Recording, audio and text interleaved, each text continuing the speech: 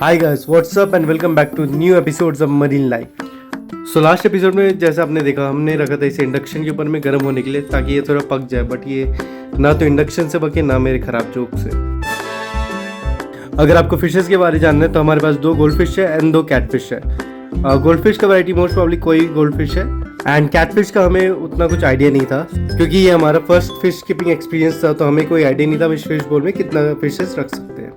हमने आसपास वाले शॉप से पूछा तो उन्होंने बताया कि हम 10 to 12 भी रख सकते हैं इसमें, डिपेंडिंग साइज उसका कितना है। सो इस जर्नी को देख करके आप समझ सकते हो क्या करना चाहिए एंड क्या नहीं करना चाहिए। हमने काफ़ी सारी गलती की है, काफ़ी सारे फिशेस हमने खोए हैं ऑनेस्टली, बट जैसे जैसे हम रखते गए वैसे वैसे हम अडेप्ट होते गए, हम सीखते गए क्या करना चाहिए, क्या कर सकते हैं हम। उसके अकॉर्डिंग हमने चेंजेस भी किया जो आपको आगे के व्लॉग्स में दिखेंगे। इस पॉइंट पर फिशेस को लेकर कोई टेंशन नहीं है। गोल्ड फिश एंड कैटफिश आपस में शांति से ही रह रहे थे, किसी को कोई इश्यूज़ नहीं है, सब आपस में मिलजुल के भाई बहनों की तरह रह रहे हैं होपफुली।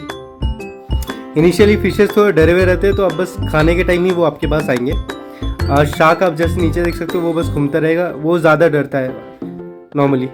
ऑल्सो वो शार्क भी एक कैटफिश का ही प्रजाति है, तो उसका साइज बढ़ता है but it's not that big. उसका नाम इरिडिसेंट शार्क है, बट वो कैटफिश का ही प्रजाति है। क्योंकि हम न्यू थे और हमें आइडिया नहीं था, तो हम शॉप चले गए, बोल थोड़ा खाली दिख रहा था तो हमने कुछ फिशेस लिए एंड उसे बोल में डाल दिया। सबसे बड़ी गलती, ऐसा कभी ना करें। हमने डाले कुछ नियॉन टेट्रास एंड ग्लोफिश टेट्रास। जैसा आप देख सकते हो सब पानी के ऊपर तैर रहे हैं, इसके मतलब है कि एयर की कमी हो रही है। एंड आप साइड में देख सकते हो एक सर्वाइव भी नहीं कर पाया फॉर द सेम रीज़न। अगर आप बोल रख भी रहे हो तो ज़्यादा फिश ना रखें एंड एक एयर पम्प ज़रूर डाल दें। जैसे कि आप सामने देख सकते हो एक ग्लोफिश मर चुका है ऑलरेडी। सो बाकी सब घूम रहे हैं, वो वहीं पे स्टेट था। मुझे फिर भी डाउट हो रहा था, इसलिए मैं देख रहा था उसे बस, बट अनफॉर्चुनेटली वो सर्वाइव नहीं कर पाया और इसके साथ ही हमें लगा पहला झटका। हमें लगा थोड़ा बुरा, थोड़ा हुए सैड। फिर सोचा डिनर का टाइम भी हो रहा था, तो फिर अरे हर बार थोड़ी मछलियों को पकाऊंगा। हमने किया खाना ऑर्डर और फिश को लिया एंड इज्जत से ज़मीन के अंदर उसे दफना कर आ गए। हालांकि जैसे आप देख सकते हो प्रॉब्लम अभी सॉल्व नहीं हुआ था। सारे फिशेस पानी के ऊपर तैर के अपना माउथ एक्सरसाइज कर रहे थे, जिसे हमें अवॉइड करना था, वरना पता चला एक्सरसाइज से माउथ इनका इतना स्ट्रांग हो गया कि हम खाना डालने गए और ये हमारा उंगली खा गए। Bad joke I know. Moving on, अगर आपको इसका क्विक सोल्यूशन चाहिए तो आप पानी को थोड़ा सा निकालें, मोस्टली 30% निकालें एंड रिप्लेस कर दें। ये आपको रोज़ करना होगा ताकि पानी में ऑक्सीजन बना रहे एंड इन्हें ऑक्सीजन की कमी इतनी जल्दी ना फील हो। हालांकि ये टेम्प्रेरी सोल्यूशन है। परमानेंट सोल्यूशन के लिए हम गए शॉप और हमें दिखा बीटा फिश और कुछ और फिशेज और हम वो लेके आ गए। जी हाँ, जैसा आप देख सकते हो हमने इस छोटे से बॉक्स में और 2 फिशेज डाल दिए अलग से। बीटा फिश स्मॉल एरियाज में रह सकते हैं बट वो प्रेफर नहीं करते हैं, बड़ा एरिया रहे तो ज़्यादा बेटर है। एंड फीमेल बेटर्स आप ज़्यादा ले सकते हो बट मेल बेटर्स आप एक ही लें क्योंकि वो एग्रेसिव होते हैं थोड़ा। जैसा आप देख सकते हो हमने एयर का जुगाड़ किया हमारे फिश बॉल में। हालांकि आप छोटा साइज़ का ले तो बेटर है, उसमें ज़्यादा स्पेस मिलेगा, बट यहाँ पे क्योंकि फिशेस बड़े फिशेस छोटे फिशेस को अटैक कर सकते थे, तो उनसे ये एरिया थोड़ा कंजेस्टेड होने से वो भागने का उनको चांसेस मिलता।